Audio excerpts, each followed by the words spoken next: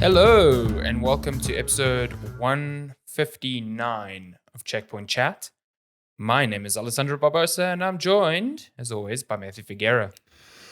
Very hay fever filled me today. It's that time of the year. We've got them dust particles just flying around up into nostrils with pollen. Waiting for that great. good rain to come and settle their shit down. Lord, I hate it so much. It's weird because I go through phases where I remember growing up watching my poor mom suffer with hay fever and being very sympathetic, but not being able to relate. Like, that sucks.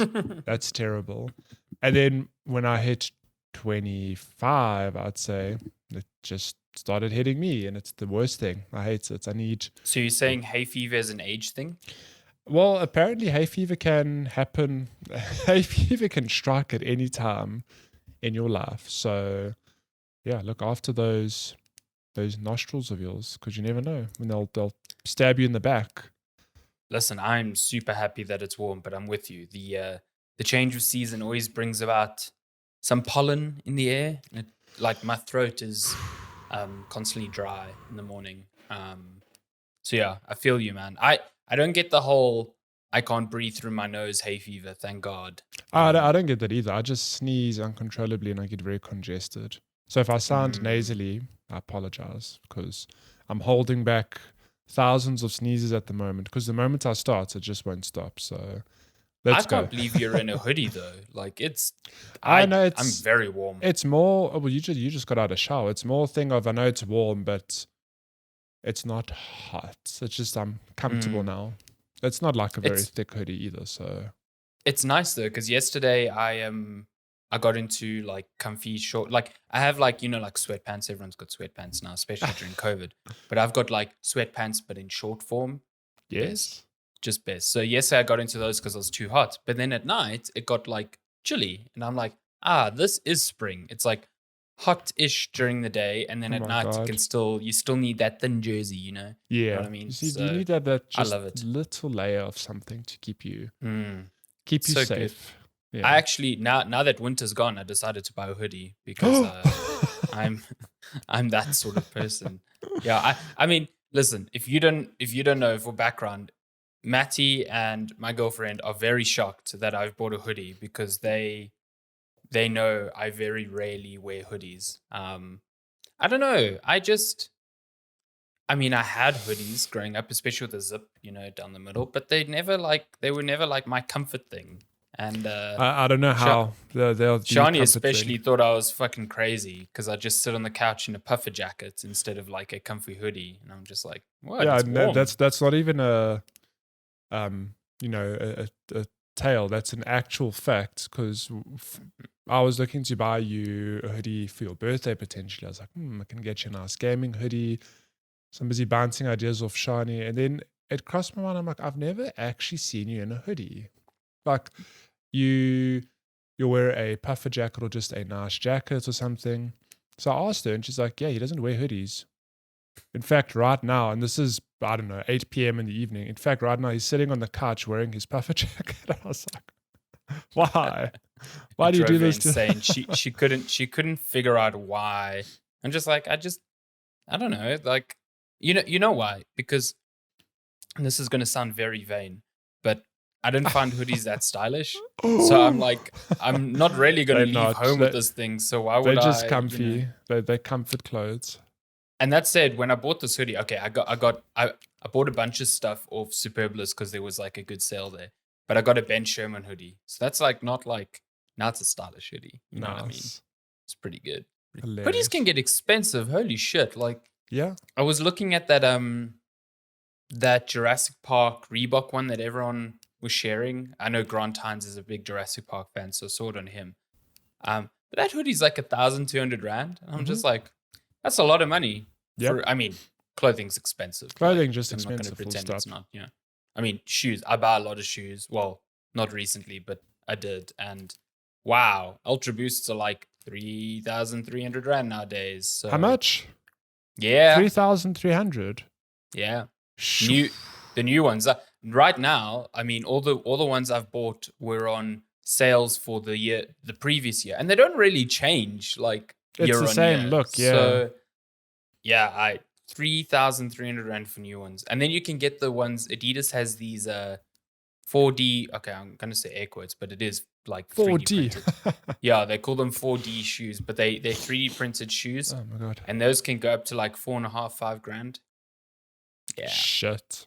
And they call them running shoes. I'm like, those are not running shoes. The heel is like elevated. I'm like, those aren't running shoes. You need a flat Do not run with those. Rather just buy actual running shoes. You'll pay like $1.5 grand for a really nice pair. I mean, I know the Ultra Boosts are marketed as running shoes, but you had them as running shoes, and you're like, no, these actually fucked up my knee. No, I think Lenska maybe had them at one stage. I thought you got them for your birthday, and then you're like, shit, these actually like wrecked my legs. No. So you've got the story half right, where I did have a pair of shoes where when I started running, my knees were just destroyed. After every park run I did, I'd limp for like the rest of the Saturday because my knees were so sore. That's not healthy. Yeah. And I just went with it. I was like, yeah, maybe I'm new to running. Maybe, I don't know. Until I changed my shoes and my knee pains just vanished. So yeah, shoe choice. Who knew? Important. Super important. Yeah. I mean, I learned that. I learned that mostly because of when I started doing my 21Ks. Okay, so this is like twofold. I did 3 21-kilometer runs in like the space of a month, and I completely fucked my knee. Shit. But I was also doing them in what I thought were really good running shoes, Nike running shoes. They cost like 2,500 Rand or something. I was like, yo, these are primo. It's a good shit. So I went afterwards to a store, actually in Bedford, where they employ like what's the foot doctor? Podiatrist, I think it is. I think it's a podiatrist. Yeah. So they have a footologist. A footologist, a toe. Nah, I got nothing. So they got one of those there, and they basically it was like a whole hour-long appointment. Well, it wasn't an appointment, but they got me to run up and down like the stretch of road by the store. And he was like, okay, your feet are pronating, or I don't know what the opposite of pronating is. And I got these like unpronating. And they gave me New Balance shoes, which adjusted where my foot sits. They were like 2,000 Rand, like expensive, but they've lasted me like 3 years, and never ever had knee issues again. Yeah, Lenska did the same thing a couple of months earlier. She went looking for new running shoes, and she said, I mean, she hasn't had knee issues, whatever, but she never quite felt 100% in the shoes she was wearing. So she did the same thing. She went to a running shop, and they did the same thing. Try these shoes on. Okay, I can see when you're running, you're doing this or that. Try this pair. And yeah, she also got recommended a pair, and she's very happy now. So yeah. The best advice I ever got from them was like, if you want to get new shoes, just try find the exact same ones. Yes, yeah. So she knows now what sort of shoes to look out for. And it's if you don't want to go to a whole, you don't really want to go to a shoe shop in these COVID times, whatever. There is actually a very simple test you can do to see, the structure of your foot, which is simply dipping it into water and then stepping. And you'll see how what shape your footprint leaves, like if it's very flat, how high your arch is, if you're neutral. So I can get away with just about any shoe, apart from the first pair I wore, which broke my knees, it seems, because I've got a very neutral foot structure. Okay. But you do get people who have like they're either flat-footed or they've got a very high arch, which obviously can impact how you run. So yeah. What is a bit hard to do that, Tessa? Because it's like transparent. Why don't you get like a better, maybe a more viscous liquid, like tomato sauce? No, it's a thing of if you step into a pool, for example, and you just put your foot out on the towel next to it, whatever, or the brick, you'll see the shape of your foot and the imprint it leaves. I still like my tomato sauce. or thought of putting my foot in tomato sauce makes me feel icky. I don't like it. Imagine how much tomato sauce you'd need to like fill a vat that's big enough to like submerge your foot. can't. You've just ruined And tomato then, sauce for me. and then you just take some fries and take it off your foot. It's all Ah, the worst day ever. But yeah, no, running shoes super important. I actually I got some very, very nice CrossFit shoes from my sister last Christmas, which Nice. they're very useful for certain movements at the gym and whatever, but they are meant to be designed for short runs. Mhm. So one day I thought I'd do like a short Oh, 5K no. run, about 500 meters into it. I was like, I came Yeah. home. I was like, it's actually my knee. I can feel my knee's not Jeez, going to be good. Yeah. So they're super important. Shoes have a purpose. really? But Get Ultra up. Boosts for the day, like I haven't had a more comfy pair of sneakers ever.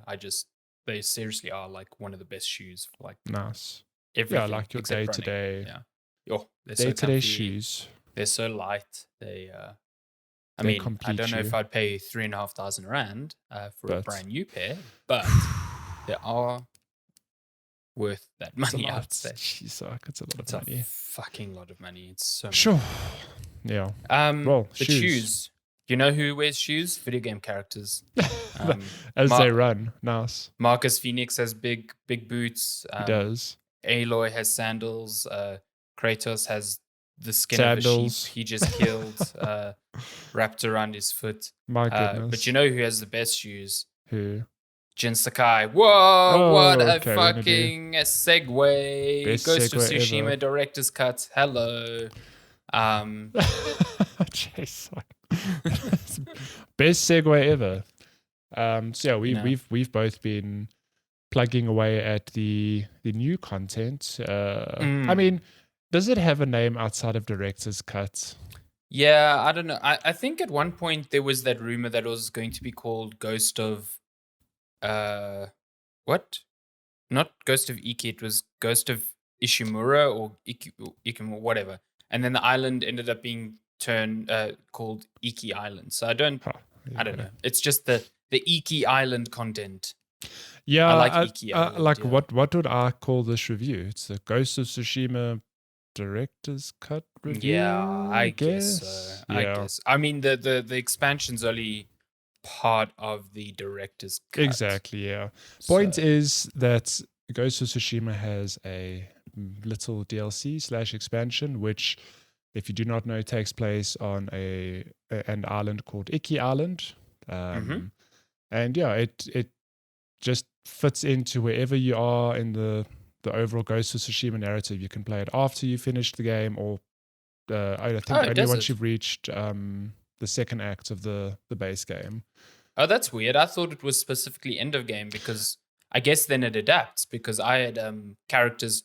Well, I had Jin talking about how he's driven all the Mongols out of Tsushima, which So I do. reflected me ending the campaign. Yeah, I do wonder what happens if you just arrive here straight after Act 2, if that dialogue changes to like, oh, I'm in the process of driving the Mongols off Tsushima. But yeah, it serves just be as a pretty hard expansion. yeah. Like from Act 2, because I find the enemies here far more complex than anything in the main game. Yeah. So, So yeah. I think if you come into Ghost of Tsushima fresh, I'd suggest finishing the base game before coming to the DLC for that very reason, that it's obviously designed to be, like post-game content in terms of the armors you get, the enemies you fight, that sort of thing. It's a little bit more challenging and, there's more stuff to unlock. But for all intents and purposes, it's just more Ghost of Tsushima. But I think what really stands out in terms of narrative is that it colors in more of Jin's backstory. Who is Jin? What is his origin? What is that relationship with his father? Which is touched on in the main game, but it doesn't really get delved into. Yeah, it's very brief in the main Yeah. game. You just kind of know that Jin watched his father die and feels regret over not being able to save That's him. basically Yeah. the extent of it. But you learn on Iki Island that this is where Jin's dad died, and you sort of, come to realize why he died, or, what is the context of this, his guilt, that sort of thing. And on that front, I really like this expansion. You actually said it almost feels story critical. Yeah, I think and so. and I agree Yeah. because it's just, if you want to know more about Jin, it's important to know that relationship with his father and why does he have this guilt? I think it gives Jin a lot more depth than the Yeah, original campaign does, because like the original campaign is very much Jin coming to terms with like what it means to be a samurai and the honor aspect tied to that. exactly. And that's like a common pressure point with his uncle, who Yeah, is very committed to the old ways and doesn't agree with Jin doing what is necessary yeah, for the people of the island. But this is more like Jin also clearly having these issues before the start of the Ghost of Tsushima story, because he is watching what his father and the samurai did to the inhabitants of Iki Island when they rose up against the shogun. And it's like, it's very brutal at times. You can see that Jin does not agree with the brutality of what the samurai did there, and part of this expansion is confronting that. Like, he goes to Iki Island and he can't tell people who he is because he knows they'll just kill him yeah, because of what his family did there. yeah, So yeah, I mean, a lot of that is confronting that, and it's all done through the veneer of a new antagonist who poisons you. So you have these really, I think, really good looking like hallucinations that pop up at the most random times, and they're just really effective, I think. So yeah, in terms of that story, it's I think I think it's critical to Jin's character, and if Sucker Punch is going to continue with this franchise, this is almost like a bridging gap to like, yeah, now you understand Jin and where you can go from there. yeah. Just to echo what you said, I found the first game almost seemed black and white in the sense of, the Mongols are invading, you have to, drive them off, but you shouldn't adopt this, the non-samurai code, stick to your honor, that sort of thing. How dare you stealth And kill people? it didn't really fill the gray in between in terms of story. Not that I can recall anyway. Whereas this is very much you have to grapple with, Jin's father was obviously, following orders, but was it right? Are the samurai, are they really honorable if they just killing innocent people? That sort of thing. So it gave you, a bit more food for thought. And obviously you can sort of understand what Jin's going through of like, was my dad really a good dude, or what was going on here? So I just want to interject quickly. This is your gameplay, right? Mm-hmm. You died on the beach there. I did. And then got captured. I did. That is entirely different to what happened to me. What happened to you? Did you just arrive at the... No, I killed them. Yeah. I finished the quest with my horse, and then I had a quest where I invaded a Mongol camp, and then I got captured. Ah, interesting. So that's like a whole different chain of events. Yeah, so for audio listeners, I've just got some gameplay happening in the background, and what happened is this is me diving to the game after like more than a year, not remembering the controls or anything, on lethal difficulty. So I straight up died in my first encounter, and I was very surprised to see that, like, a cutscene triggered. I did wonder what would happen if, I just beat those first sets of enemies, and it turns out that there's a whole separate... You'd have a good whole hour of gameplay before even getting to this cutscene. Because I saved my horse, I did some side quests, and then I did the story mission. Amazing. Like, you're going to go kill this person, and then it doesn't work out that way. That's interesting. I wonder why it wasn't a thing of, you die, just reload. Yeah, points. strange. I guess they didn't want you to, like, the first thing you do on Iki Island is die. Death. So, yeah, and at the end of the day, all this does is set up the hallucination part earlier. A lot earlier. Wow. Yeah, so this is... I'm glad I could introduce you to my speedrun tactic, completely unintended.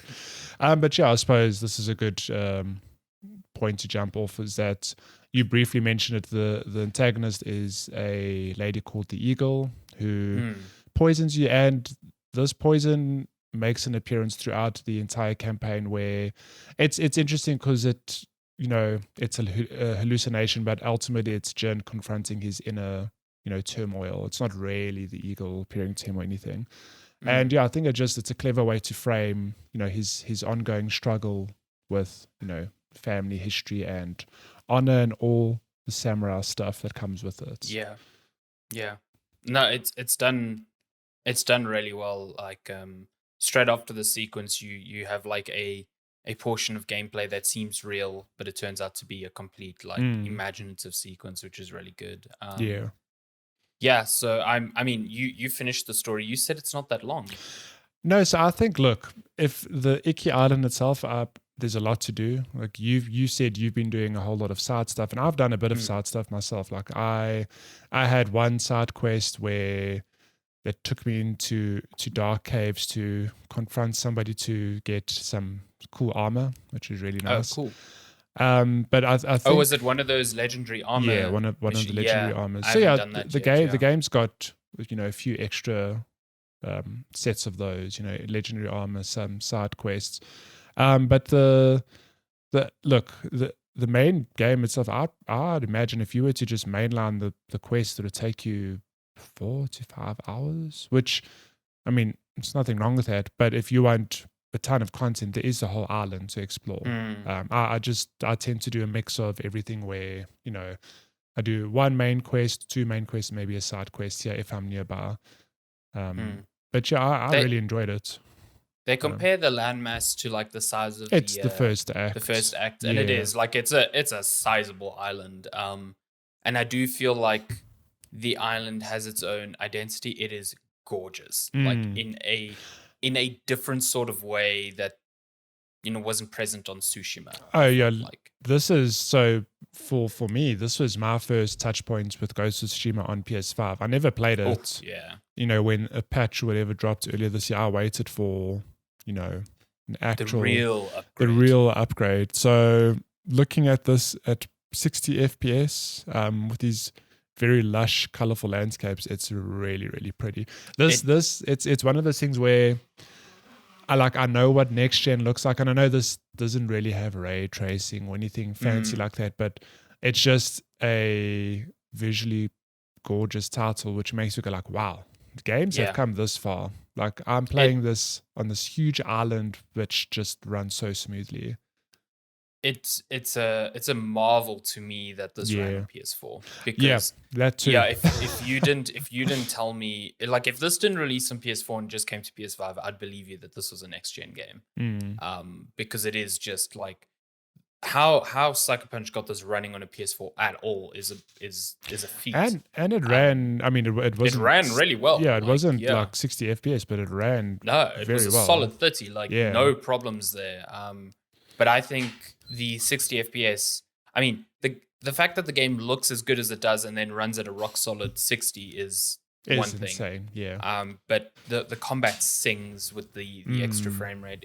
I think it's so much more fluid and like approachable, especially in like lethal mode where reflexes are really important. But this game is genuinely stunning. It just shows to me what you can do with a more stylized approach, because yes, it is realistic, but it takes huge liberties with color and contrast, and like the fields of flowers are so saturated to give it that pop. And I think but your eyeballs are like stunning. Wow. It's just it feels like those the demos that they put on TVs at the stores. Exactly. Which is like, look at this honey does not look like this in real life, but fucking look at this. Don't have those random demos. Just have Ghost of Tsushima playing. That's all you need. Exactly. That's all you need. It's really beautiful, and there's like spots around the island that are just like there's that one forest where there's all those like hanging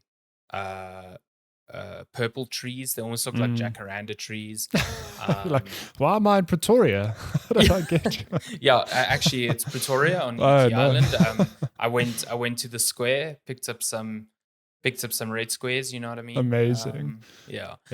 And there's just like fields of multicolored flowers and cherry blossoms, and it's just beautiful. It's beautiful a good time. Yeah, I'm glad I dived into this because it's funny. I finished Ghost of Tsushima last year and I really enjoyed it. I looked at the platinum list. I was like, I just don't really have the time for this now. It's not a hard platinum. I don't think it's more about completing, ticking everything off the map. But having, inverted commas, rolled credits on Iki Island, I've since gone back to Tsushima, and yeah, I'm proper hooked in this game again. It's just so good. Like I feel not that, I mean, I enjoyed it last year. I don't need to, so I can't say that enough. But it feels like I'm appreciating it a lot more now with, the upgraded visuals and just the level of detail and work that went into it. Even doing some of the side quests that are populated throughout the island, they're not, anything significant.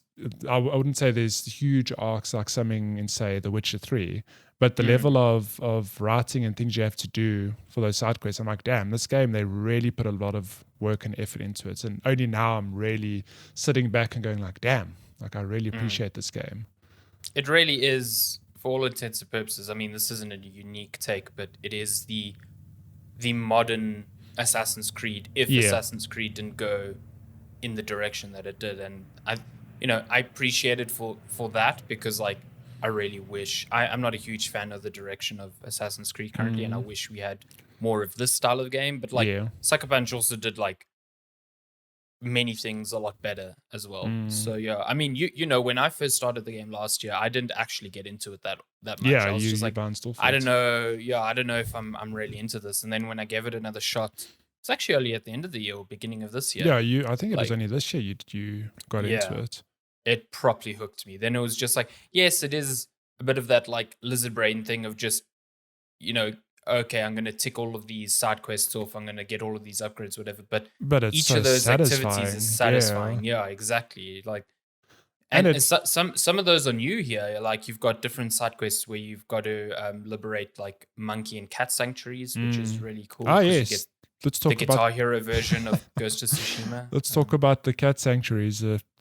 Easily the best feature of the game, hands down. You get to save cats and pet them. I mean, and you feel they purring through the DualSense. It's really good. Yeah, it's really good.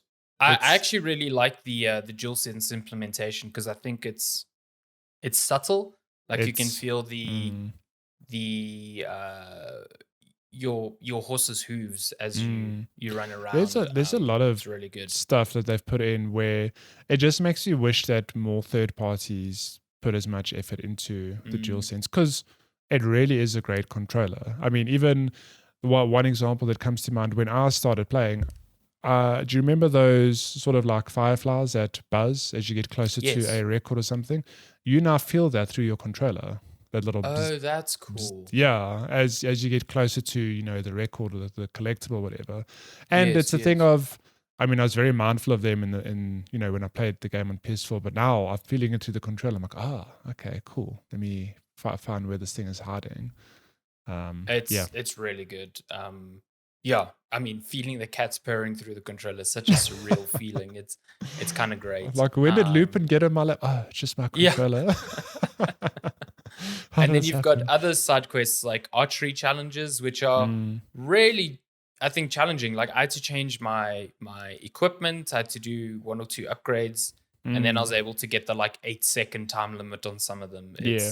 They're satisfying. They're cool. So yeah, and then I think my favorite part is just the horse charge, which is the only big new ability you get, and I think that's just a really good addition to like combat. Like the amount of times I've just seen an enemy patrol, and it's like, do you want to go into standoff mode? I'm like, nah. No.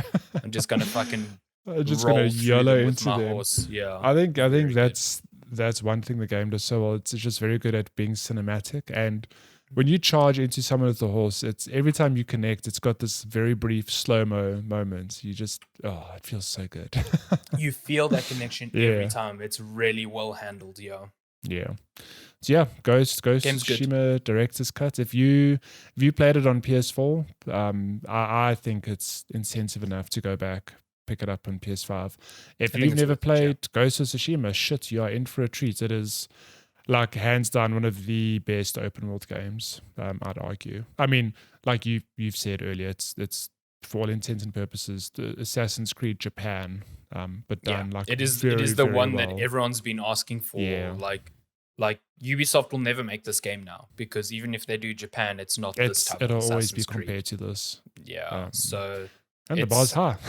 The bar is real high now. Yeah, the bar is high. This game's really good. It's good. Just before we end I'm off, look at this field as I walk Oh out. yeah, this is the field I was talking about. It's just so good. Oh my god, I mean, I don't think there's a game in existence yet that has a better late title card screen than this fucking game. Oh yeah. Like not an Iki Island, but the main game where you've been playing for like 2 hours at that point already. And then you escape from Khan, and the music swells, and you're just riding through the field of the what's those flowers, man? I don't know what they're called now. But like you're getting on your horse, you get that late title card, and you see Jin like put his hand over his horse and feel the reeds, and you're just like, fuck. God damn. Fuck this game. Holy shit. What is happening? Why am I feeling so many things right now? It's so good. Yeah. Yeah. Really good game. I'm very keen to see where Sucker Punch goes after this. Because I think they have a very strong foundation for a sequel. Definitely. And, you know, if I look back at Assassin's Creed 1 had all of these ideas, but didn't really execute on them the first time. And it was really the second one that streamlined so many things. And I think Ghost of Tsushima definitely has the potential of having a sequel that is just like up there as like one of the best games of all time. Yeah. Speaking of, before we started this episode, I said that the blanket behind you was a Venus flytrap for a cat. I was going to move it. I was correct. Sadie's like, no, just leave it. It's a cat trap. And look at Yep. Look there. Luna's baking some biscuits. See, the blanket's not just going to go like really slowly, like a Venus flytrap. It's got her now. Let me just play my flute so she comes to my lap. I love that it took not even like 20 minutes for that to happen. It's very good. Now I just see ears. Like, she's so cute. Ghost of Tsushima Director's Cut, would recommend. Great game. Yeah, very good game. Obviously now if you buy it on PS5, I think that's the only version you can buy, and it's just like the same as a normal PS5 game. And then if you've got it on PS4, I think it's $30 to upgrade to the Director's Cut on PS5. So that gives you the additional content, whatever. If you don't want Iki Island, you pay $10 just for the PS5 version, which, based on what I saw from Digital Foundry, isn't all that much. If you're just getting that, you're basically paying the $10 for the DualSense features, because the free patch basically gave the same quality. So $10 for vibrating cat purrs would pay. You do get much faster loading though, because now it's a PS5 native app. Yeah. And boy, that loading is damn fast now. Holy shit. Yeah. So yeah, it's worth it. At least there's an upgrade path. We'll get to that later. Yeah. Cool. What else have you been playing this week? Oh, that's more or less what I've played. But you've been playing some stuff. You thought you threw it into my court, but you've got you've got two things to talk about. You just played that Uno reversal card on me. Straight up. Like, what have you been playing? I'm like, what have you been playing? Yeah, exactly. Damn. Plus Damn 4. It, you got me. I've been dabbling in a few things this week. I haven't had as much time to play lots of things like I wanted to, but I did start Psychonauts 2. So, oh boy. Full disclosure, I've never played the original, and I never played the VR one. And I spoke to my pal Coach Indivina at GameSpot, who wrote the review for it there, and I said, listen, I know you're a big fan of this franchise. Should I play the first one? And he's like, if you've never played it, it's worth playing it, maybe just for the, like seeing what it was, but it's not essential. And it might burn you out on the second one, because like the first game is old. Yeah. And like it's sort of like if you go back and play old. Like a Crash Bandicoot 2 or 3 now, a lot of that experience is powered by nostalgia. I think it's very hard to go back with no point of reference for that. So I think that's what he was kind of telling me. So I was like, cool, I'm just going to start from the second one. And I'm glad I did. They do a really good job of kind of just summarizing the events of the first 2 games. The sequel seems to take place like literally minutes after the VR game. And I'm having a great time so far. It is a 3D action platformer.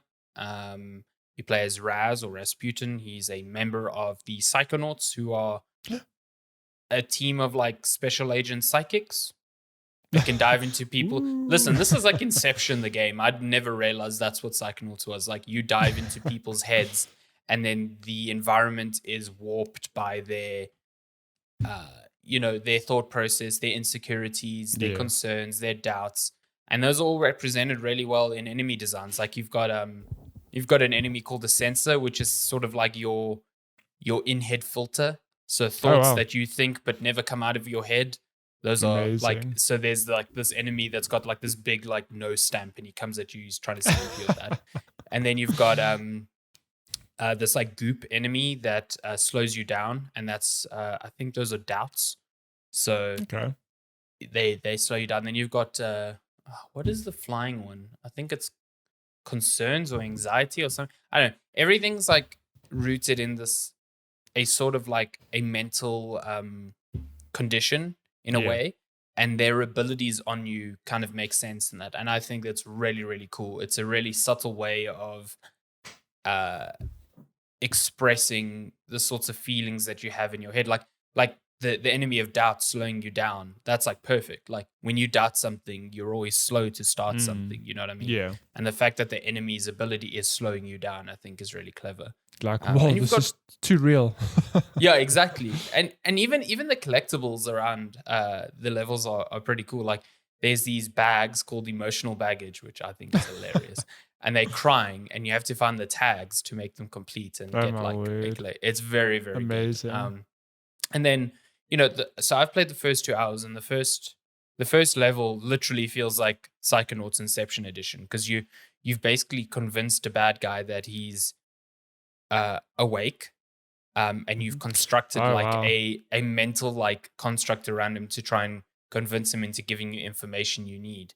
And then when he figures out that that's what's happening, then the whole level warps according to his like subconscious trying to literally defend Inception himself. It's really like literally Inception. It's really cool, and it's got this really great like 70s spy vibe to it, like in terms of music and style, which I absolutely love. So yeah, I'm having a good time with it. The platforming feels good. It can feel a bit imprecise at times, but you are given, as far as I can tell, all the abilities that you got in the first game like pretty quickly off the bat. So you can do things like double jump, you can do a double jumping glide, you can you've got this thing where you can like roll on a ball so that surfaces that are dangerous, you can roll over them. You've got melee attacks and a ranged attack. You can set things on fire, which is pretty rad. I mean, yeah, I don't know how, but Raz is this like powerful psychic, so you can do all sorts of things. So yeah, you've got like a variety of things, and all of that is mapped to like triggers and shoulder buttons. And I have read that eventually you get far more than you can map at any given time, and there's a bit of cumbersomeness to swapping abilities on the fly, but so far I haven't experienced that. And I just think it's really good. It looks beautiful. It's got that very distinct Double Fine claymation vibe to it, but in 4K, this stylization of it just looks really crisp and really beautiful. I think, again, sort of like Ghost of Tsushima, like games not aiming for realism can do like really incredible things with the power of these consoles. Yeah. So you've got a lot of detail packed into these levels, and it just runs really smoothly. So yeah, I think it's great. I mean, it's on Game Pass. And a lot of people have said this is a Game of the Year contender, and I kind of want to see how that develops over time, because apparently the story is really good, the themes are really good, and just in general, just a fun, self-contained like platformer. And in a lot of ways, I've seen a lot of people say this is a return to form for Double Fine, because Double Fine is one of those studios you've always heard of. They're always there in the periphery, and especially, from their adventure game days back in the day. But I have to admit that I haven't really been excited by many of their games in modern times. Like, they've done adventure games like Broken Age, and then they did that sort of like action game Rad.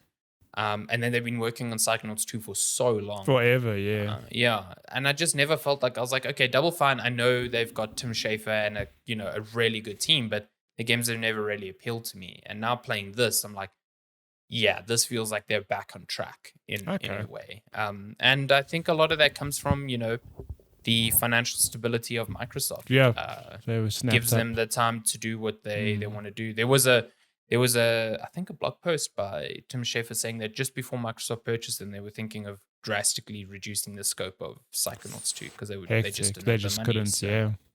So well, good on them. It's really good to see that, borne out. I mean, it does suck if you're on PS5 because there is still a PS4 and PS5 version of the game since it was announced before the acquisition. But there is no PS5 upgrade, so you're just playing the PS4 game. On Xbox Series X, there is a Series X version, and it is gorgeous. Yeah, I feel bad for you on PlayStation because it is really, really good. I'm curious to see what Double Fine does next, honestly, because now the sky's really the limit for them. Yeah, they've closed this chapter. Well, maybe there's a Psychonauts 3, I don't know, but yeah, they've got Microsoft's financial backing. What will they do next? I think with that, because the studio is small, and they've been around for so long. They're one of the studios that, run in the 1990s. They should not have survived this long independently. But they've managed. So that means there's good business sense and good decisions being made there already. Now with more money to back those up, I think it really frees. I suspect Tim Schafer, from like, shit, I need to focus on new games and keeping the studio afloat. So what now if I just can focus on designing something new? I think that's going to be really cool, and I'm excited to see where that is. So yeah, cool. I'm keen to play it. Yeah, I'm keen to get to it at some point in my life. It's a great time. I'm enjoying it, and I'm playing like maybe I'm trying to do like one chapter an evening. Nice. And it's really working out quite nicely there. It's fun. It makes me happy. It reminds me why I enjoyed games, because I got into games through platformers, especially like the Crash Bandicoot era. And did Crash know that you're playing Psychonauts? Yeah, no, Crash is very unhappy at the moment. I say that, but I still haven't finished Crash 4. Wow. I should probably get to that. Weirdly enough, I started playing that and I really enjoyed it, and I just bounced off it. I played like the first two worlds, and then I think because it came out in like October, September. It was just a busy time, Yeah, the end of the year, so I just haven't got back to it. My sister did finish it. I watched some of it. She was playing it with her boyfriend during like the Christmas period when they were over. And they had a great time. They were like passing the controller back and forth, and I got to see some of the later bosses. They loved it. So yeah, I need to get back into it. Yeah. Psychonauts what else? 2. What else have you been playing? Yesterday I just decided that because I have so little time already that I'm just going to make it worse. Nice. I decided to hop back into Destiny 2. It's been a lot of chatter, I think, recently with the new expansion coming out in February, and then the new season that just kicked off now. That I'm like, I've been away from this game for like a year, 2 years. I'm keen to see what's changed. Yeah, let me tell you, that game is fucking confusing to dive into after a while. Even with my limited knowledge of how it used to work, like if I was a brand new person coming into this fresh, holy shit, it would. Yeah, I've left it very too late confusing now because Destiny is just a game. Yeah, you've said like you would enjoy this game, and yeah, I won't fight you. I probably would, but I think you'd get into it. Like, yeah, I think you would get into it, but it would be a few hours of being like, I don't really understand what I'm doing. It's sort of, I guess I have the same apprehension as Warframe. Like, whenever I start Warframe, I'm like, I do the tutorial and then I'm like, shit, this is so much content. I played Warframe a lot, years ago, like a good 6-7 years ago, maybe. I remember, yeah. And like, I was big into that game, but I'm very scared to go back now because I don't think I'll recognize half the shit that's going on. You're big into those tenors. Oh, it was a good game. Space Ninjas. Yeah. What's not to like?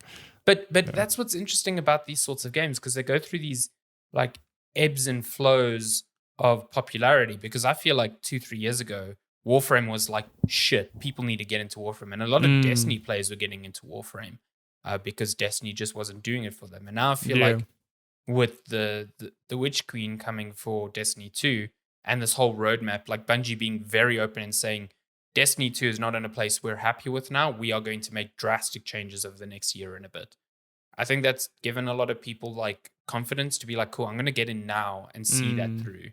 And that's been my thinking. So I never played the story of the last expansion, Beyond Light. So I'm working through that campaign now. And then I'm going to be playing all the new content that's part of this new season. Yeah, and I mean, the season pass is like $100. So I was like, cool, whatever. I'll just pay that.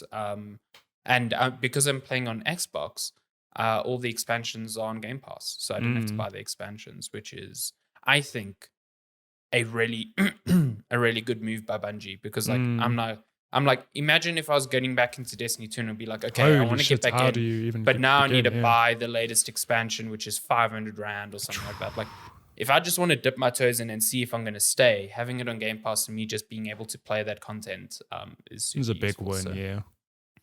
So yeah, and now you know, on your consoles it's at 60 FPS, so it feels really good. Super pretty.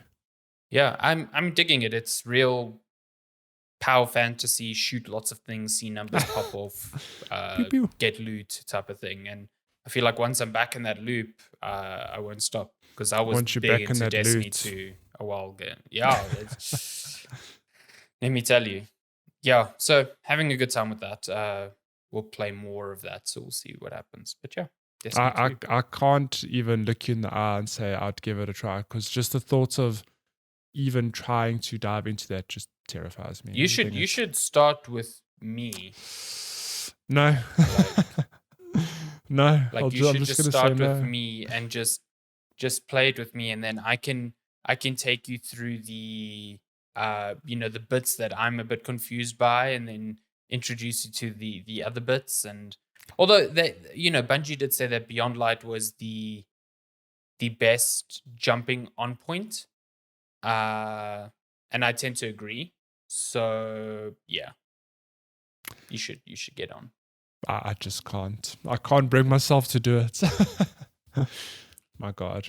Okay, but I think that's all the games we've been playing this week. Yeah, should we get to game releases?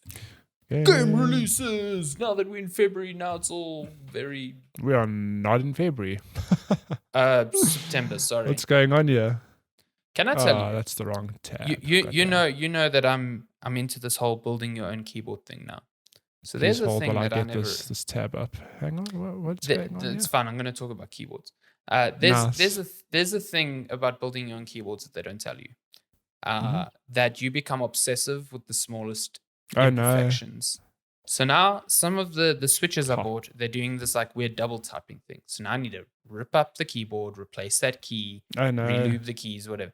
And then sometimes I'll be working and I'll be like, man, this spacebar sounds a bit pingy. And on a stock keyboard, they're all pingy. That's just how they are. But now because I can change it, I'm like, my God, you're doing it all the time. Nah, I can't. That's it's a real curse. But let me tell you, really is it worth it? Oh yeah. Sure, we are September. in September. This is we are well month, into it. Yeah. So we're looking at games coming at now 4th of September until the 10th. And from what I can tell, quite a few. Quite a few things. Okay, until the 10th. Okay, quite a few. I'm gonna fly through these. Sonic Colors Ultimate. I think that's a re-release of an old Sonic Colors game. No idea.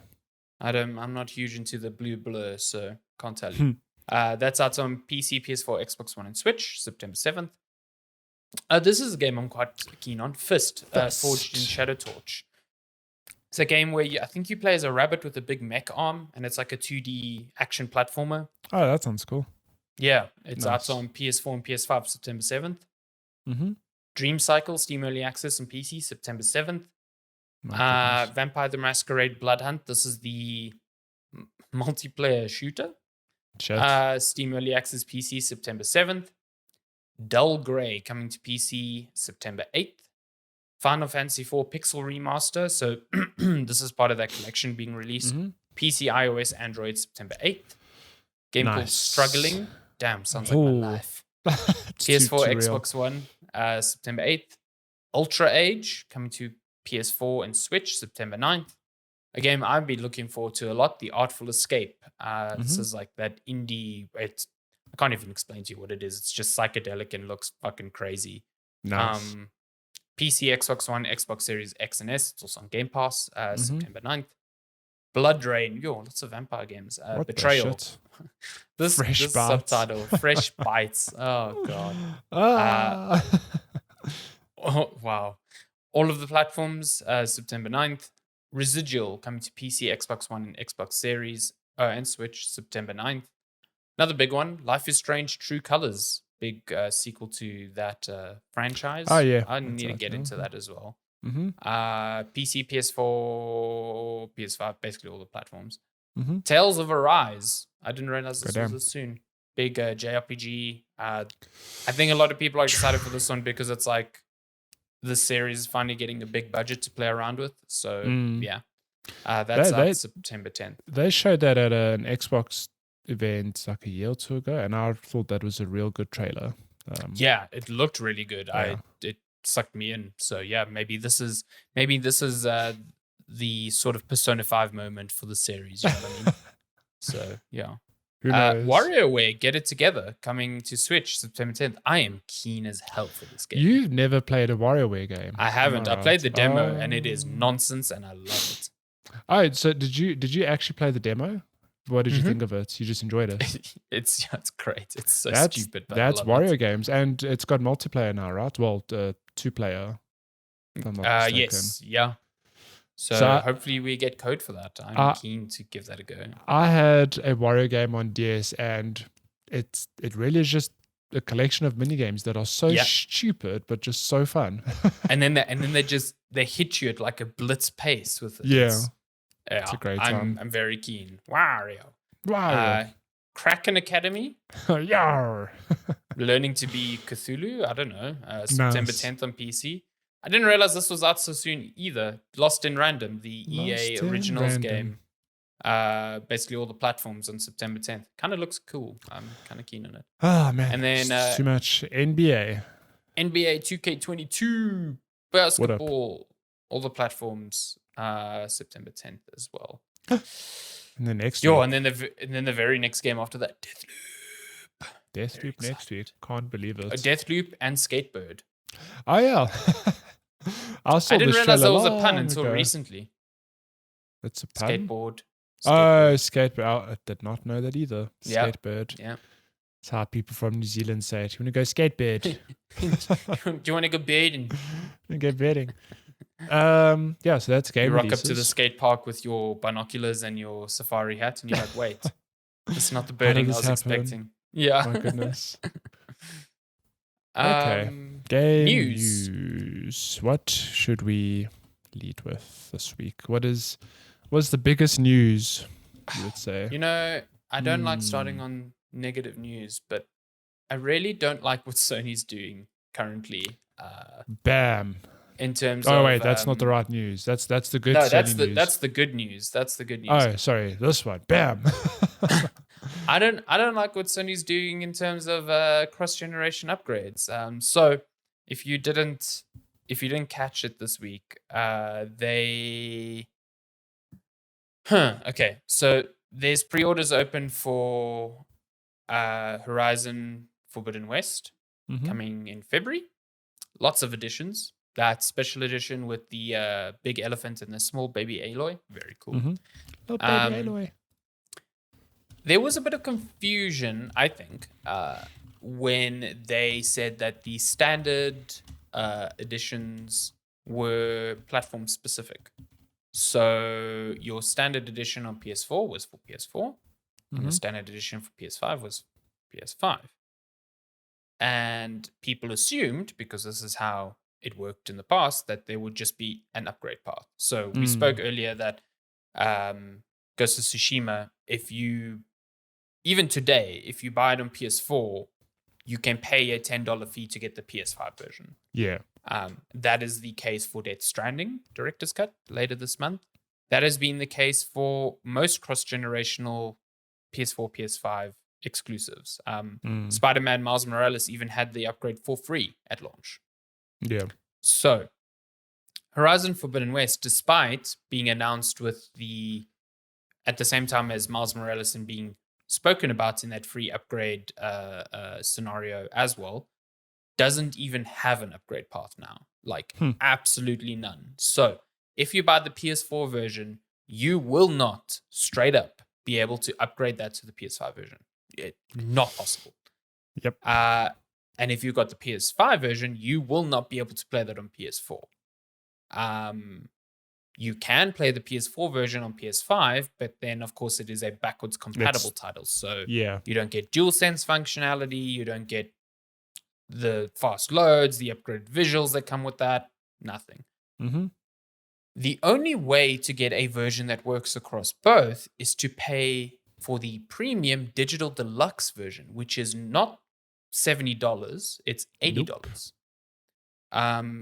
In the past, I think, okay, they want to make it the $70 one because PS5 games are $70, so they have to make up that shortfall. That's why the upgrade's always $10. They're getting the $10 difference from the $60 purchase. Because the last thing you want to do is everyone to buy the PS4 version and get a free upgrade to PS5 to save $10. Like, I get it. But this is now charging you $20 more. And it means you have to make that purchase ahead of time. You can't do it retroactively. And I think this is really shitty because a lot of people will be like, well, just buy the PS5 version. You have a PS5. Okay. Yeah. PS5s are really hard to get still, especially overseas. So there exists a very plausible scenario where you might want to play Horizon Forbidden West when it launches, but you don't have a PS5 yet, so you buy the PS4 version. And you're like, later on, I'll upgrade to the PS5 version. Now, Sony is saying, if you want that, you're going to have to give us $20 more for that privilege. Yeah. And I think that's just shit. I think that's really, really shit from a consumer-facing perspective. And, I wasn't a fan of the whole $10 upgrade path either, but it made sense given the pricing of PS5 games. Yeah. This just seems like it's worse. It's progressing into an even worse system. Yeah. And even more confusing. Like, when you think about the standard game purchaser, we talk a lot about people who read gaming news and listen to podcasts like this. They are not the majority. They are a very slim minority. So if you go into a store and you've suddenly got PS4 version of Horizon, PS5, and then this digital deluxe that's only on PSN, you go into a store or you're on the PlayStation store and you see the banner for Horizon Zero Dawn. You're like, cool. Sony in the past has allowed me to upgrade, so I guess that will be the case here. Yeah, you're just going to buy it. You're going to buy into the PS4 version, burn $60, and then when you get a PS5, realize that there's no upgrade path. They're going to expect you to buy it again. Oh. It's fucked up. It's like, it's straight up, it's bullshit. I do not understand why Sony is so bullish on this approach, and why they're making it worse. Like, when Series X was boasting about smart delivery, a lot of people were like, why are they marketing this as a feature? It seems like a very regular thing. And Sony is just showing them why smart delivery was such a big thing, because it is a feature that you think that in the world, that's how it should work. And on Xbox, it does. You buy a game, it works. No matter what hardware you're on, it picks up what hardware you're on. And that's it. You just need to buy one game. Sony, you need like a fucking spreadsheet to understand what you need one of those walls with red string and everything. Yeah, and people say that's like hyperbole, but it's not. There are three different editions, just standard editions for Horizon Forbidden West, and all three of those change what compatibility you have on the two consoles. That's bullshit. Like, I think that is not normal. I think Microsoft must just be smiling right now because, the $10 upgrade thing, not ideal, but people go like, I get it. Smart delivery is still like, get it. You don't have to pay the $10, but not that big a deal. Now it's like, oh shit, smart delivery is like, you really can just, I think I was telling you earlier this week that somebody retweeted a post from last year, which was like, how to get your games backward compatible across all Xbox devices. like a guide, and it's just says step 1, buy the game.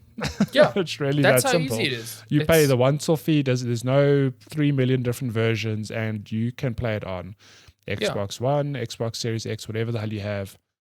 It's crazy. I mean, not even looking at backwards compatibility. Like with Sony, I have to like Google, can I play this on PS5? And it'll be like, yeah, you can buy this version or this version. On Xbox, it's like, is it in the store? Yes or no? If it's not, no. Then If it is, you can play it. And that's just backwards compatibility. I mean, there was a tweet I saw as well from, I assume, someone who worked at Microsoft saying they worked really, really hard to get smart delivery done. And it is a feature the majority of players don't even know exists. And that's the point. That is the point. It just happens, yeah. You do not need to think about this.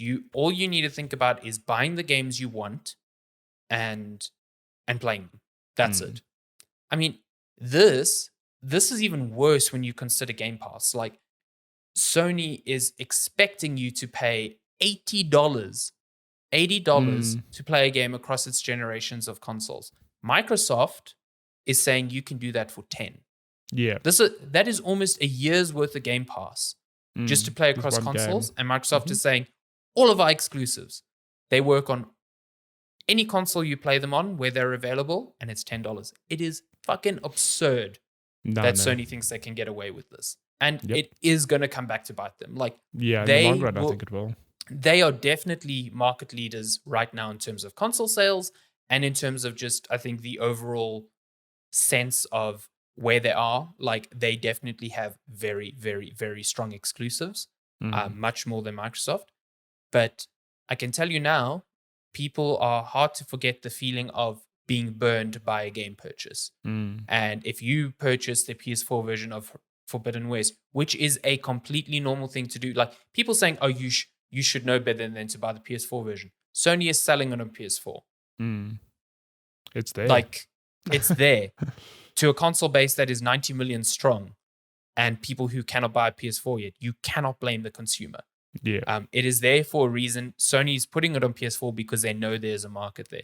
So if someone buys it there for $60, unknowing, not knowing that they've changed the upgrade process like this, because they buried this information, like they weren't upfront about this. People had to like figure out by reading through all the descriptions of all the additions to figure out that this was actually the case. Like, when you are burned by that and you're like, shit, why did Sony do this? You remember that feeling. And if this is their approach going forward, I just think I wouldn't be shocked if this gets changed before launch, because I think this is absolutely shit. I mean, you said in this article that they backpedaled last year. They said these games will get free upgrades. You've mentioned Miles Morales, Sackboy, A Big Adventure, and Horizon. And that was such a big West. part of the marketing then. Yeah. Like, when they announced this, people going, see, smart delivery is not that big. Sony's just going to offer the free upgrades just like Microsoft. Anyway, that has not happened. That has not happened. And people forgetting that Sony said they would do this, and then they just didn't, without any real rhyme or reason. Sony are still one of like 3 or 4 publishers that do this. Activision, EA, and Sony are the only ones who charge for upgrades. What the fuck is going on there? Like, I don't know. No idea. You even had Jonathan Drake, who used to be one of the big executives at Sony for partnerships and stuff. He's now moved on to Disney, and even he on Twitter was going, "What the fuck is What's going on?" Yeah. Who knows? I don't know, man. Who knows? I don't know. I think it's shit. I hope it gets changed. I'm very excited to play Forbidden West. I likewise, but I have a feeling it will get changed. But this is super anti-consumer from Sony, and I just do not understand why. Weird. It's almost like they it feels like they're just pushing just to see how far they can go before. It feels like that. They're trying to see what the limit is, because people can say, oh, they need to make money. Then just charge the $10 upgrade fee. Why try and shortchange another $10? Like, it is. Doesn't make it's sense. Insulting to your consumer base. And I think if you are defending this as a consumer, you need to really, take a step back and think, why am I defending a company for trying to charge me 20% or 30% more for a game that the competitor is not charging for? Exactly. You know what I mean? So, don't know. Yeah. Well, I suppose let's bounce off that quickly too. Just some other quick Sony news in that this could directly impact it because the games they show at this showcase next week could also have the same shenanigans of, we all hoping for God of War here, right? A little reveal. What if God of War next year or whenever it comes out is like, yeah, cool, it's also on PS4, but here's a deluxe edition for, PS4 and PS5. I mean, talking about how things were backpedaled on the amount of talk of Sony being like, yeah, we believe in generations. Every single one of the exclusives have been multi-generational, except Ratchet and Returnal. Yeah. So I think this initial slate is that, and maybe moving forward they move away from it. But it doesn't feel like they've been, focusing exclusively on PS5. They took the cheap shots of attacking Microsoft last year, and they are paying the price for that now. Yeah. That's coming next week. I'm quite curious to see what happens. So it's a 40-minute. I think the description is interesting because it says a look into the future of the PS5. Yeah, which is we potentially God of War, but what else are they working on? I saw some people saying you should temper your expectations in terms of God of War. I'm like, if this thing is titled as the future PS5 and there's no God of War, then there's a problem. Then I'm even more curious because I'm what's going on? What's on the horizon then? You know what I mean? So what's the only in the two Horizon games, Zero Dawn here? Come on. Hey. Oh. The only things I can think of are, I'm sure we're going to see more Gran Turismo because that was meant to come out this year and then got pushed. And then God of War is the same thing. It's been announced. So I assume we'll get some update, maybe not a gameplay demo, but just some update. Just something. I see Polygon here mentions Final Fantasy and Forspoken. I mean, I'd love to see Forspoken maybe because we saw that a while ago. Final Fantasy, did they say 16 or 7 remake part 2? No, 16. Because that's actually been announced. 16, 16 would make sense. Shit, imagine a remake 2 tease. Maybe a little tease for remake. That'd be dope. That'd be dope. Yeah. I'm keen. It's a 40-minute showcase, which is long. So I'm expecting a lot there. Mm-hmm. They did confirm no PSVR 2. Not yet. Yeah. Not yet. But I suppose just on the theme of backward compatibility, let's bounce to Game Boy and Game Boy Color titles headed to Nintendo Switch. Apparently. Super cool. So this has been corroborated by multiple reports now. So I assume it is written by Darren Bone Thighs himself. Bone Thighs. Love to see guy. Bone Thighs here again. Yeah, I'm keen for this. I mean, a lot of Game Boy Color games are really near and dear. Like you've got Pokemon Red and Blue that you can play. You've got a bunch of like Castlevania games on there. I'm trying to think that I played a lot of games on Nintendo, but I was so little. I cannot for the life of me remember what they were. Yeah. And I don't know, like the Game Boy, obviously very iconic system. I don't know how these games hold up in a modern sense. Like, I'm sure there are still some gems there that are really good, but I'm sure there's also some actual garbage. And also how they'll look on a screen that is like much bigger. So I think it's going to be a thing of how will they do it? Will they just make this thing widescreen or just have it a square in the middle? Probably. I presume. I don't know. And I mean, to be fair, like Nintendo's offered the NES and SNES stuff on the consoles in the past, but they haven't really been like premier emulations of the games. It kind of just feels like they just put them on there. They're just there, yeah. Yeah, so I don't know. It is still cool though. I think like we said, especially in terms of preservation, just being able having legal access to these games is always good. Well, yeah, I mean, I think the fact that you have access to a whole lot of Pokemon games in itself is really like a huge win. Yeah, especially since like they are remaking those games. So if people want to like do a real comparison between them, I mean, let's go Pikachu and Eevee were remakes of Red and Blue. And the upcoming, what is it? Epic Diamond and Pearl. Yeah, it's a Brilliant Diamond and Shining Pearl. Yeah, they're remakes of Diamond and Pearl, which is 3rd gen. So yeah, I think it's cool if those are available on the Switch. I know Shani saw this and was immediately like, oh, I can play the original Pokemon, because she has nostalgia for that. So yeah, that's cool. Maybe they'll do more things. Maybe N64 eventually. That'd be right. And then we Play can remember Ocarina. how garbage those games looked, but how good they were. Yeah. Can play original versions of Ocarina, Majora's Mask. Oh, goody. So that's cool. Yeah. Nice. What else? What is this? CD Projekt. I mean, let's stick with this theme of next gen and all sorts of shenanigans. So, I mean, CD Projekt Red has spoken previously this year multiple times that it was going to be releasing the next gen version of Cyberpunk 2077 and The Witcher 3 this year. They have now said that they may not be able to. They haven't confirmed that that's not the case anymore, but they are warning investors, at least, that it may need to be pushed into next year, which is just. Ish. Yeah, again, just like, yeah, man.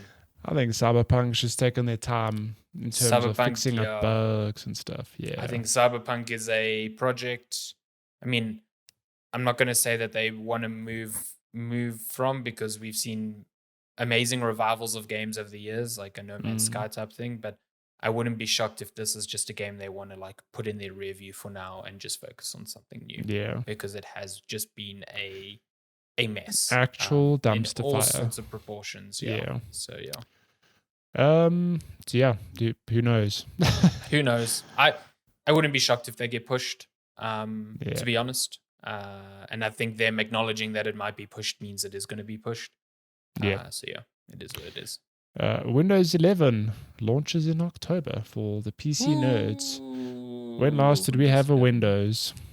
Long time ago. I mean, I've got a window right next to me. I'm surrounded by Windows, but yeah, exactly. Windows Do you have 11? more than 11 windows right there? You've got 11 window panes. Yeah, Windows 11. It's coming out. Yeah, it's for free if you are eligible on Windows 10, which is a bit of a tricky situation because most modern PCs should be, and then the upgrade tool that Microsoft put out says they aren't. So we'll see how that pans out. But yeah, in terms of gaming, it's not as big as it seemingly was at first. Like, it's got features like auto HDR and stuff like that, which doesn't really matter because HDR on monitors is an absolute shit show. And in Windows especially is an absolute shit show, which makes no sense considering how well it's implemented on Xbox. Yeah. And then the other big thing was like DirectX 12 Ultimate and Direct Storage, both of which are coming to Windows 10 anyway. So, cool. Yeah. Direct Storage is the big one because that's like what the consoles are doing now. It's like giving the GPU access to the SSD directly. No games make use of direct storage yet, so it's a feature that will be like, hey, it's there, and then we have to wait like a year or two till it's actually used. But it is coming to Windows 10, so you do not need to upgrade just for that. So yeah. Nice. That's it. Twitch loses two big streamers. Tim the Tatman has left, and so has Dr. Lupo. They have moved over to YouTube. I just threw this in because I'm always interested to see what's happening in the world of streaming as a very, very part-time streamer myself. And yeah, I suppose it's just fascinating to see because, you know, Ninja left Twitch famously like a year or two ago. Well, it's probably like 2-3 years ago now for Mixer. Got paid some big bucks and Mixer shut down and he came back to Twitch along with a lot of other people. I don't think YouTube's quite in the same boat. I think YouTube's actually used quite a bit. YouTube's very successful.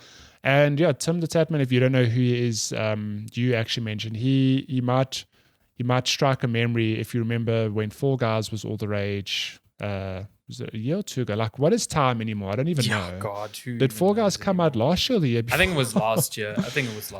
Tim the Tatman got a lot of popularity and attention because he just had not won a game of Fall Guys, which prompted, you know, many brands and personalities to either cheer him on or make fun of him on Twitter. So it was really good, yeah. So it's that dude moving to YouTube. Yes, he looks fucking aggressive though in this picture. Yo, he's built, man. Yeah, he's built. He's got them tats. And then Dr. Lupo, another big streamer, also just moving exclusively to YouTube, and both of them have said that it basically just it gives them more flexibility in terms of, they'll have more time for family, maybe in terms of money and income, that sort of thing. So yeah, they join the likes of Valkyrie and Jack Courage, who are also two very big streamers who move over from Twitch, if I'm not mistaken. Bit of a tough week for Twitch, eh?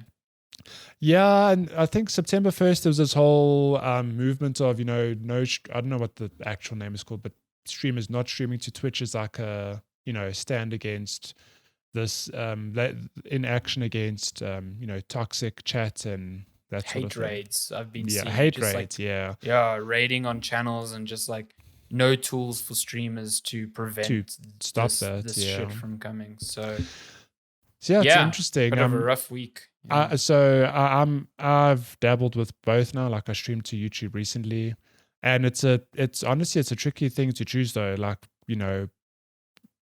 subjectivity aside, they both have pros and cons. So I'm quite interested to see how these two streamers fare on YouTube. I mean, Dr. Disrespect moved a while ago, and only recently he's sort of spoken out on why he left Twitch. He hasn't shared details. Didn't he get banned? No. So yeah, but that was like he got banned long ago, and he just moved to YouTube, but there's no clear reason. So I think those details are still to appear at some stage. Yeah, who knows? Okay, last pieces of news. I've also seen a lot of people. You'll probably have more context for this, but complaining about the cut that Amazon takes from Twitch Prime subscriptions. So they're saying like in the US, a sub is $5, but the streamer only gets $2.5.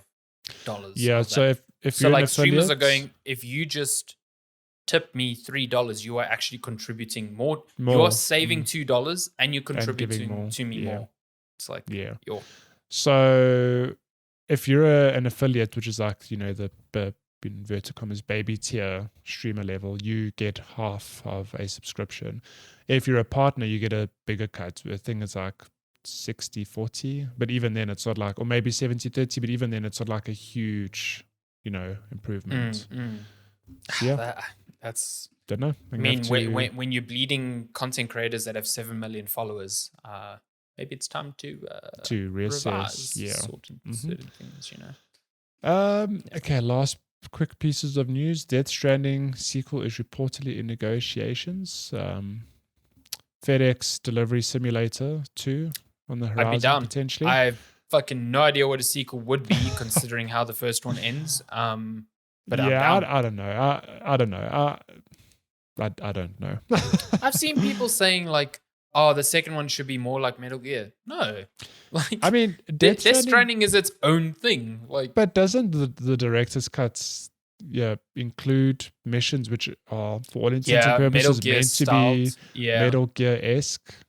So, but like, I really don't get this. Like, yeah, maybe you didn't enjoy Death Stranding because it's like not what you expect from Kojima. Kojima's been making those games for like 30 years. Give the fucking man a break. He's allowed to make something else. Like, come on. Yeah. Honestly. Good Lord. Look, I'd play a sequel. Whatever shape and form it takes. I thoroughly enjoyed the first one. So I'm keen to. I really, really am keen to play the director's cut, mostly just to feel the DualSense functionality. To feel when poor Sam falls over your controller. I want to feel that BB vibrating in my controller. My goodness. And then last news for this week, Take-Two sues... Why is this not loading? Take-Two sues fan project to... I can't read the rest of the headline. Oh my God, there's a Lupin behind you now. What the heck? The Venus cat trap has worked again. It's a consumed Luna, now Lupin's... Take-Two sues GTA reverse engineering project, which is my understanding a bunch of modders or devs remaking or modding. This seems GTA? Real garbage because like those projects were shut down just before there were the rumors of the anniversary, the remasters coming out. Yeah. Now the fact that they're being sued seems like a real fucking swing in the opposite direction to that whole story. So Yeah. Oof, I don't know. yeah. It's an interesting thing because I've seen some discourse over Twitter and Reddit of, like, what did these devs expect? Because it ultimately it's not their Yeah. property. Like No, it's not of their IP. course. But then you have other companies like CD Projekt Red hiring modders to help them fix their game, which is Yeah, just a weird parallel. Like I don't know what the right or wrong I do approach not is. get as well. Like you said, there's so many of these instances of like, companies, especially Nintendo and 2K, who are big. Like, just They don't fucking touch their crackdown. properties. Like, what are Yeah. you doing? Like, you spend years of free time, working on, like, people going, oh, I'm working on an unofficial Metroid sequel. Call it something else. Call it Just Retroid Zania. just like, Fans why will know. risk? They'll go, oh, I see. Exactly. Like, look at Bloodstained. Bloodstained is a Castlevania game. The music is even similar. But It's Koji like- Igarashi got away with it because it is not called Castlevania. Like, He just didn't fucking call it do Marshall that, man. Zania either. He just called it Bloodstain. But we know it's Castlevania. It is it's got the fucking like carriage of Symphony of the Night. It's got the music. It is Symphony of the Night 2. Like, straight up. Amazing. Yeah. Yeah. Anyway. So yeah, we'll end on that bombshell. Don't copy dev names. You take inspiration. I mean, like I don't think there's anything wrong with that, but yeah, you don't setting get it. yourself up for. I cannot mass imagine the failure. stress that goes into like, I'm working on this project. It's been like 2-3 years now, and at any point it could just be shut down. Like, Oh, my fucking keep mail that just to arrived. yourself. Oh shit! I just got served. Yeah, exactly. No, not like, oh, all my work can go into the bin. I could actually end up like being not court-martialed, but like fined heavily for And doing what I'm Take doing. Two is not a company you want to fight against. They have a They lot will of money. bury you in court. A have normal so modder much person, money. you're done. Like, it My does not matter God. if you're even in the right. You're done. Game over. Yeah. So yeah. Cool. We'll leave news at that. Should we get to questions then? If you Yes. want to send us questions, you can email us, checkpointchatpodcast@gmail.com. You can also find us on social media at Checkpoint Chat on Twitter, Facebook, Instagram, All the places. So we OnlyFans had one day. a couple of questions across different platforms. Let me just check email. I don't think we got any emails. Nope. I don't think so. No. Okay, let's start with Instagram here. Instagram. We have a question or two from Chiloza ZA.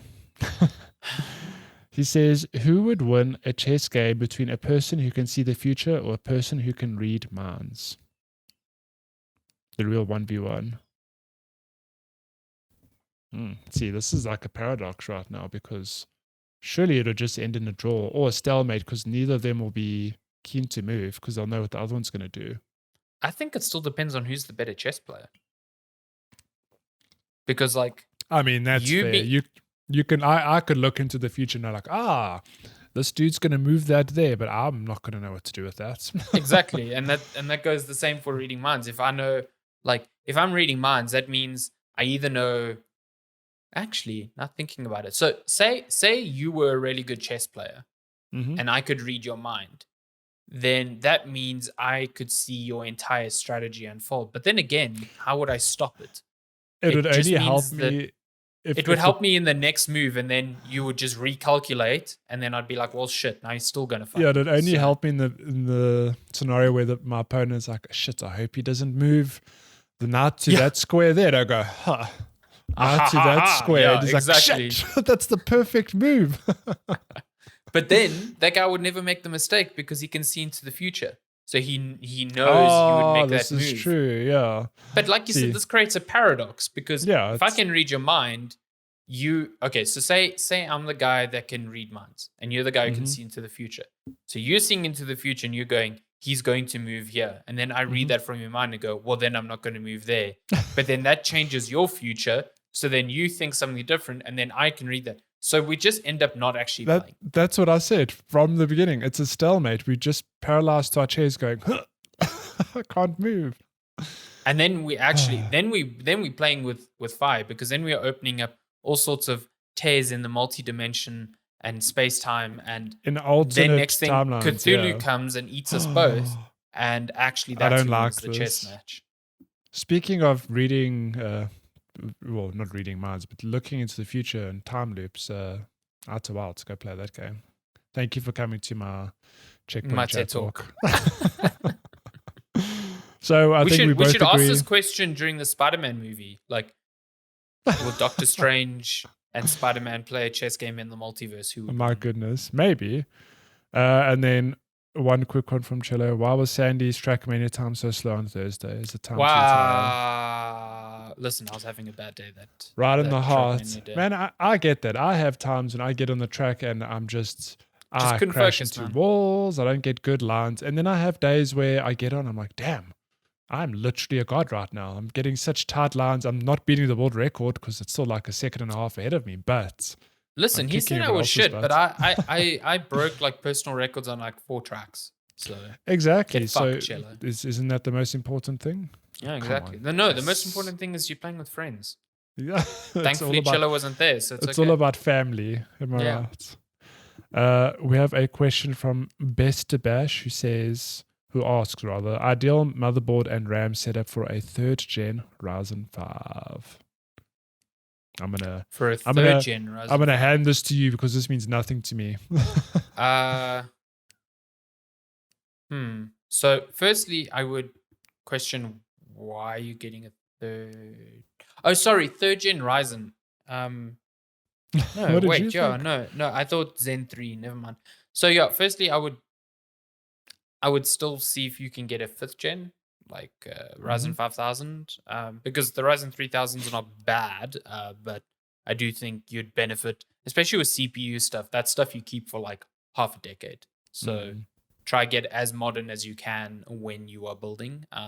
That said, your motherboard and RAM options for either are pretty much the same. I would look at a B55 motherboard.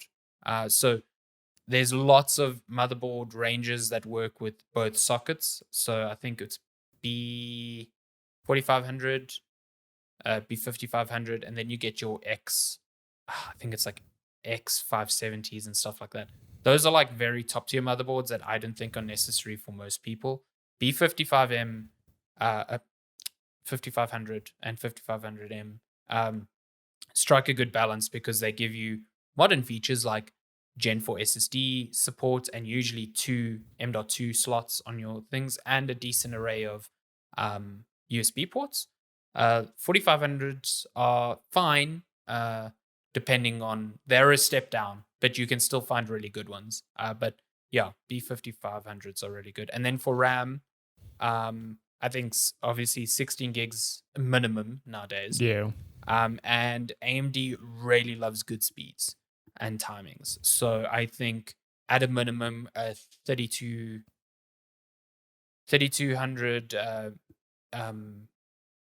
megahertz. I've just realized I've been saying 5500. It's actually 550.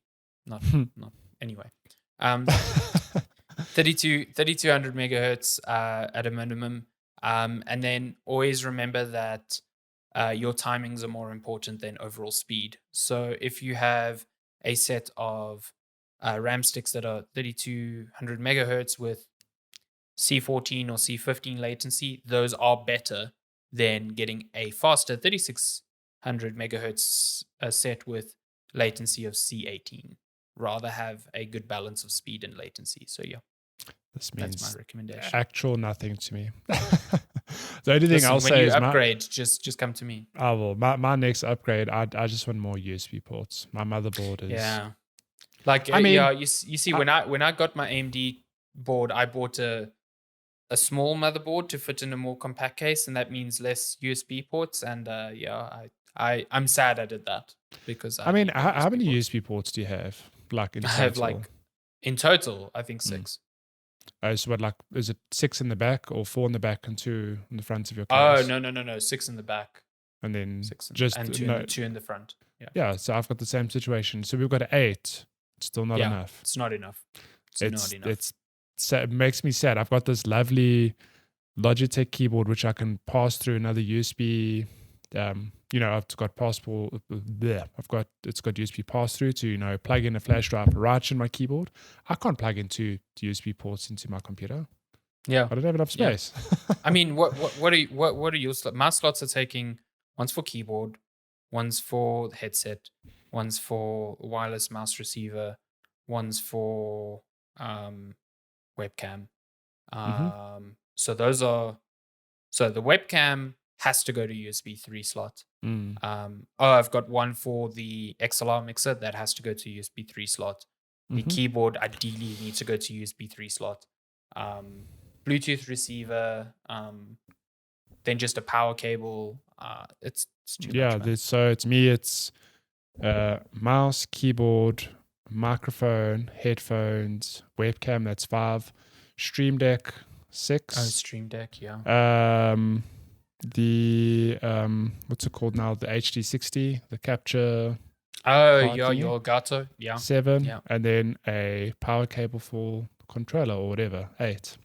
Yeah, and it's like I've got other things I want to plug in, but I can't. You know how I have to charge my PlayStation 5's too far from where I'm sitting now. Yes, first world problems. I have to charge my PS5 controller. I've got to now plug it into my computer. I should just break the universe and plug it into my Switch's USB ports, because that's a lot closer. Yeah, No, they need more. What I have done, which I should have done ages ago, but I didn't realize that the new monitor I bought a few months back has a USB hub on it. What? So so That's amazing. I run one cable to my PC, like a USB 3, and then I've got 2 USB ports on the monitor itself. So what I've done now is I've connected my keyboard to the monitor and the mouse. So whenever the monitor goes to sleep, so does my keyboard and my mouse. And also then the cable runs don't need to go all the way to the back of my PC. They can just really useful. And it's like, whenever people were talking about like features of monitors, it's like, yeah, it's got USB hub. I'm like, oh, that seems pointless. Now I understand. It's actually fucking now you get cool. it. Like, yeah. So do you plug your monitor into your PC with one cable, I presume? Okay, and then it gives you like 2 ports in exchange. Yeah, and then I think handy. it gives me two ports. One's USB 3 and one's USB 2. So I can even just use the USB 2 one as power, like put a power cable there, and then it'll just power. Nice. Very useful. Yep. Yeah. Not sure why I never used it before, but very useful. Yeah. Now you got it. Cool. And that's all the questions for today. Look at us. Just over an hour and a half, like the good old days. And none of this 2-hour extended special edition, deluxe edition episodes. Yeah. I mean, just a good tight run of show. So yeah. Thank you so much to everyone who messaged, who sent questions, and thank you to everyone who has listened thus far. If you're hearing this, we appreciate you. Love you long time. That's been episode, 159 of Checkpoint Chat. And as always, we shall see you next week. We'll be back. And soon we'll be playing Deathloop. I'm so excited. God, wait. I'm so excited. Thank you so much for listening. We'll be back next week. Love you. Bye.